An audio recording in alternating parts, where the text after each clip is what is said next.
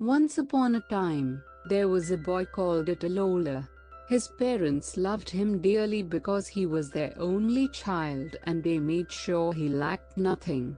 They treated him like a delicate egg and would not allow anyone to reprimand him, even when he behaved very badly. Because of this, Atalola grew to be a selfish, spoiled child who found it difficult to obey instructions. One day, during the rainy season, Atalola, who was about 10 years old at the time, told his mother that he was going outside to play with his friends. "Stay in the neighborhood and do not wander off into the valley, the sky is heralding rain," warned his mother. But, as usual, Atalola ignored his mother's advice and ran off to find his friends. "Let's go and look for honey in the beehive in Oin Valley," Atalola said to his friends once they had gathered together on the edge of the village. The boys agreed, and so they all set off on the 4-mile journey in search of honey. But as the boys approached Oin, they noticed that the sky was beginning to turn grey. The first thunderclap made Atalola's friends panic. One boy stepped forward and said, "We should get back to our homes before the rain comes." This was sensible advice and all of the other boys agreed to return home immediately. "Not me," yelled Atalola. "I have come here to find honey and I will not leave until I find some." "But how can you find honey in the rain?" asked another of the boys. "If I cannot find honey in the rain," said Atalola, "then I will stay right here until it stops raining." And just as the words left his lips, tiny drops of rain began to fall from the sky and tickle his bare back. Upon seeing the rain, the other boys all scampered off in the direction of the village, leaving Atalola to hunt for the honey alone. Before long, the little drops of rain formed a puddle and Atalola decided to jump around in it, splashing and dancing and waving his arms. Some of the farmers returning from the fields saw Atalola dancing in the puddle and told him to go home. But the spoiled boy would not listen. Instead, he wrinkled up his nose and stuck out his tongue and continued to dance in the puddle as the rain grew heavier and heavier. Before long, the sky began to empty its contents in sheets and buckets and the heavy downpour flooded the entire valley in no time at all. Atalola could not find a place to hide anywhere. He looked all around until, eventually, he saw an odun tree and hurried towards it. But just as he was about to climb up into the tree, he slipped and fell into the water and the floods quickly engulfed him. As the waters carried Atalola down through the valley towards the big river, he began to scream and howl in fear for his life. But there was nobody around to hear the frightened boy. He tried to reach out and grab a hold of anything that might keep him afloat, twigs, logs, poles, but it was no use. He could not get a proper grip as he was moving too fast. Then he saw a house in the distance and decided to scream at the top of his voice in the hopes that he would gain the attention of those inside. "Help!"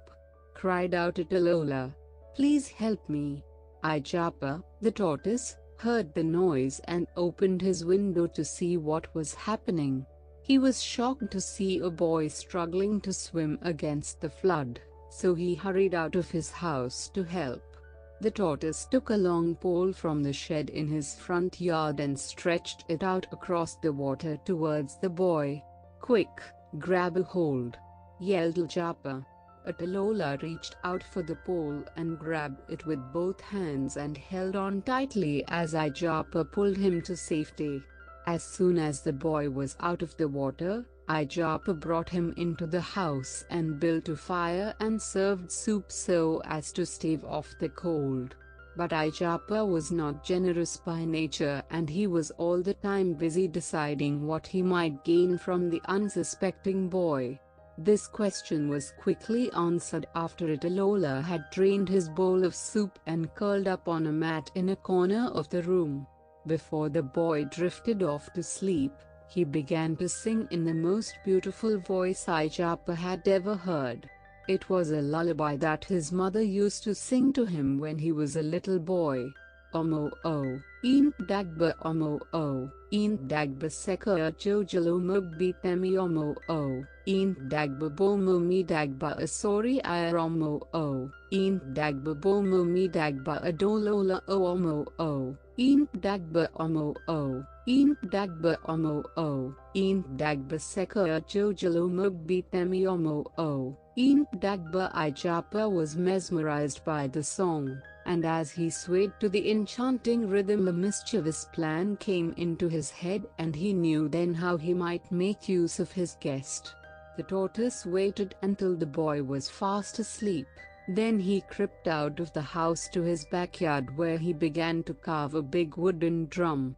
He worked throughout the night until his task was complete, and when Italola awoke the next morning, Ijapa asked the boy to hop inside of the drum.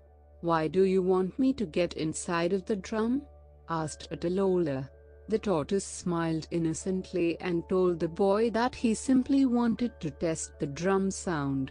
"It is not such a huge favor to ask, given that I save you from the floods, is it?" Italola had to agree that he owed the tortoise a great debt for saving his life, and so the boy climbed inside the drum and the tortoise covered it over with stretched hide. Once Italola was hidden inside, Ijapa instructed the boy to sing the song Omo O, in Dagba each time he hits the drum with a stick. Italola's parents had been waiting anxiously for their son to return home. The boy had been gone all night and his mother was beside herself with worry. After the flood water had subsided, both parents went into the valley in search of their son, but they could not find him anywhere. Eventually they went to the palace to report Italola missing. When the king heard the distressing news, he sent his servants to search the entire village and its environs. They too could not find the boy, and eventually the search was abandoned. Ijapa was unaware of all this commotion as he stood in the village square and shouted out to passers-by, "Come and listen to my singing drum. It is truly the most beautiful thing you will ever hear." Many people gathered to witness this spectacle, and each time the tortoise banged on the drum with his stick, Italola would sing from within. All those who listened were enthralled by his beautiful voice. Many were so captivated by the singing drum that they threw their caps and headgear to the floor and danced until they could dance no more.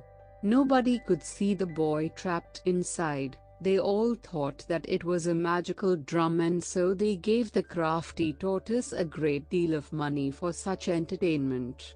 Word soon spread throughout the entire neighborhood and everyone came to see Ijapa and his singing drum. The following day, Ijapa was ordered to the palace as the king was also very eager to listen to the magical singing drum. Ijapa was pleasantly surprised to see many people in the palace courtyard. The king had invited the entire village for the great entertainment, and there was not a single space left where one might sit. The tortoise gained a great deal of confidence from the crowd and insisted that he be paid in gold before he played his drum. The king had never heard of such a thing, but as he was so anxious to hear the drum, he handed over a bag of gold and commanded the tortoise to begin. Beaming with relish, Ijapa quickly banged on his drum, and again the beautiful voice began to sing the song Omo O, in Dagba. The king, the chiefs and all the people in the palace courtyard immediately got up to dance. Despite such merriment and dancing, the king could not help but notice Italola's mother. The woman was sitting in a corner crying uncontrollably while her husband tried in vain to console her. The king stopped the entertainment immediately and ordered Italola's parents to be brought before him. He was furious because it was taboo for anyone to cry in the presence of a monarch. Atalola's mother bowed before the king and told him that Ijapa's drum was not magical at all. It was her son who was singing inside of it, she was sure. No mother, she said, could bear the thought of her only son being held prisoner in such a manner. The king commanded his guards to tear off the hide from the top of the drum so that they might all see what was inside. When the hide was finally removed, Atalola stepped slowly out of the drum, blinking against the bright sun but grateful to be free at last. When the boy saw his parents, he ran to hug them both with tears of joy in his eyes. The entire palace erupted into a terrible commotion as many people were shocked that Ajapa would deceive them in such a way. The king ordered his guards to lock Ajapa up in jail, but the crafty tortoise was quick to point out to the king that the flood would have killed the boy if he had not rescued him from the waters by pulling him to safety. The king thought long and hard about Ijapa's defense and eventually decided to set the tortoise free. But the wise king warned against such tricks in the future, and he also took back his bag of gold for good measure. As for Atalola, he decided that it was wiser to listen to his mother more often and not behave like such a spoiled child. As a result of this lesson, the boy grew